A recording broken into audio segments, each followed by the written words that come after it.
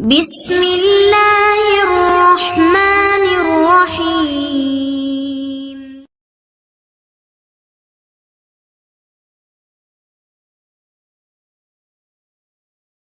الحمد لله رب العالمين والصلاة والسلام على رسوله الكريم أما بعد.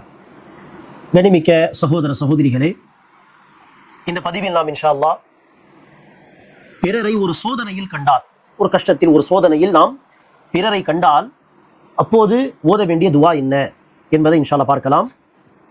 அன்பானவர்களே, அல்லாஹ் சுப்ஹானஹு வ தஆலா நமக்கு ஆஃபியத்தை கொடுத்திருந்தால், ஒரு பாதுகாப்பான நிலை, துன்பம், கஷ்டம், சோதனைகள் இல்லாத ஒரு நிம்மதியான பாதுகாப்பான ஒரு நிலையை நமக்கு அல்லாஹ் கொடுத்திருந்தால் அதை தான் ஆஃபியத் என்று சொல்லப்படும். ஆக ஆஃபியத் உடைய வாழ்க்கை நமக்கு அல்லாஹ் கொடுத்திருந்தால் நாம் அல்லாஹ்வுக்கு நன்றி செலுத்த வேண்டும்.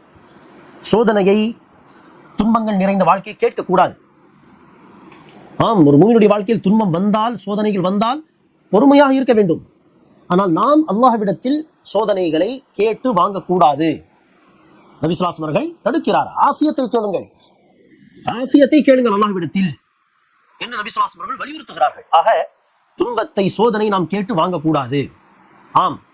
அதே நேரத்தில் துன்பம், சோதனை வந்தால் நிச்சயமாக பொறுமையை கடைபிடிக்க வேண்டும். பொறுமையை கொண்டும் தொழுகையை கொண்டும் அல்லாஹ்வுடைய உதவியை தேட வேண்டும். அதே போல் அன்பானவர்களே, பிறரை ஒரு துன்பத்திலோ ஒரு கஷ்டத்திலோ, குறிப்பாக சோதனை என்று சொல்லுவோமே, அந்த வார்த்தை பொருந்தும் விதத்திலே ஒரு சோதனையில் நாம் பிறரை கண்டால் அப்போது ஓத வேண்டிய துவாவை நபி ஸல்லல்லாஹு அலைஹி வஸல்லம் சொல்கிறார்கள். இந்த துவாவை சப்தமாக அவர்களுக்கு கேட்கும் விதத்திலே அப்படி ஓத வேண்டும் என்கிற அர்த்தம் கிடையாது. பிறரை ஒரு சோதனையில் கண்டால் அல்லாஹ் நமக்கு ஆஃபியத்தை கொடுத்திருக்கிறார், இந்த விஷயத்தில் அல்லாஹ் நம்மை சோதிக்கவில்லை, ஆஃபியத்தை கொடுத்திருக்கிறான், அல்ஹம்துலில்லாஹ் என்று அல்லாஹ்வை போற்றி புகழும் விதத்திலே, அல்லாஹ்வுக்கு நன்றி செலுத்தும் விதத்திலே, அந்த சோதனையில் நம்மை அல்லாஹ் அந்த சோதனையில் போடவில்லை, ஆஃபியத்தை வழங்கியிருக்கிறான் என்று அல்லாஹ்வுக்கு நன்றி செலுத்தும் விதத்தில் இந்த வார்த்தைகளை சொல்வது. ஆக நாவை அசைத்து மெல்லமாக சொன்னால் போதும். ரசூல் அவர்கள் இதை படிப்பார்கள் சொன்னால் சப்தமாக படிப்பார்கள். அது எப்படி ஒருவர் சோதனையில் இருக்கும் பொழுது நீங்கள் இருக்கக்கூடிய சோதனையை விட்டு அல்லாஹ் என்னை காப்பாற்றி விட்டான், அல்லாஹ்வுக்கே புகழ் அனைத்தும் என்று சொல்ல இயலுமா? சொன்னால் அது நாகரிகமான ஒரு அஹ்லாகான நற்குணமான ஒரு விஷயமாக இருக்குமா? கிடையாது. ஆக இதை நபிகள் நாயகம் சொல்வார்கள் என்று சொன்னால் மெல்லமாக சொல்வார்கள் அர்த்தம். ஆக என்ன துவா அது? நபி ஸல்லல்லாஹு அலைஹி வஸல்லம் அவர்கள் பிறரை சோதனையில் கண்டால் இந்த வார்த்தைகளை சொல்வார்கள். அல்ஹம்துலில்லாஹி அல்லதி ஆஃபானி மிம்மா இப்தலாக பிஹி வஃضلني على كثير ممن خلق تفضيلا.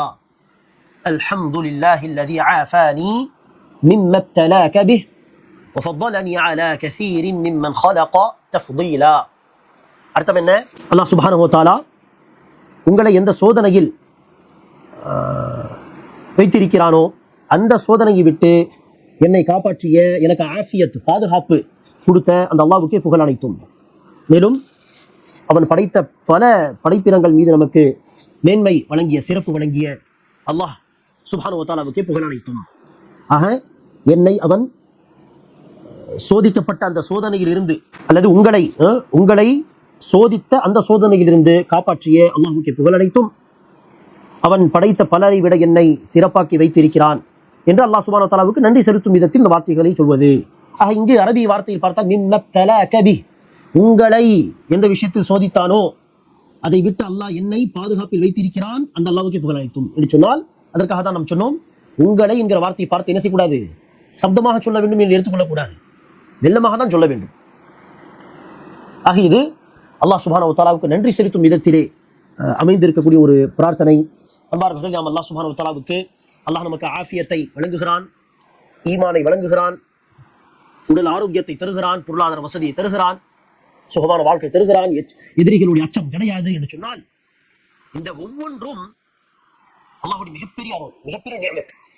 அதற்கு நாம் அல்லாஹ்வுக்கு முழுமையாக நன்றி செலுத்தவே முடியாது. இருந்தாலும் நம்முடைய நம்பிக்கையாலும் அல்லாஹ்வுக்கு நன்றி செலுத்த வேண்டும், அல்லாஹ்வை நம்ப வேண்டும், அல்லாஹ் மீது ஆதரவு வைக்க வேண்டும், அல்லாஹ் சுப்ஹானஹு வ தஆலாவிடத்தில் மட்டுமே மீள வேண்டும்.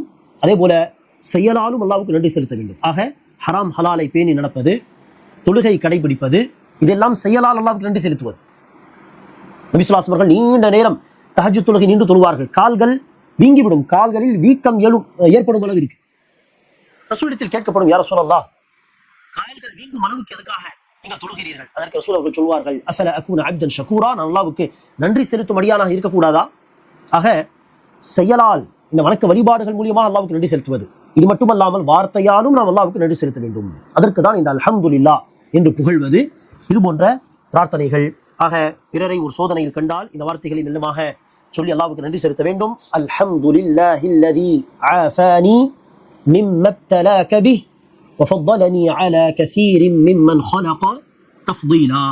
அல்லாஹ் சுப்ஹானஹு வ தஆலா நமக்கு ஆஃபியத்தான வாழ்க்கையை வழங்குவானாக.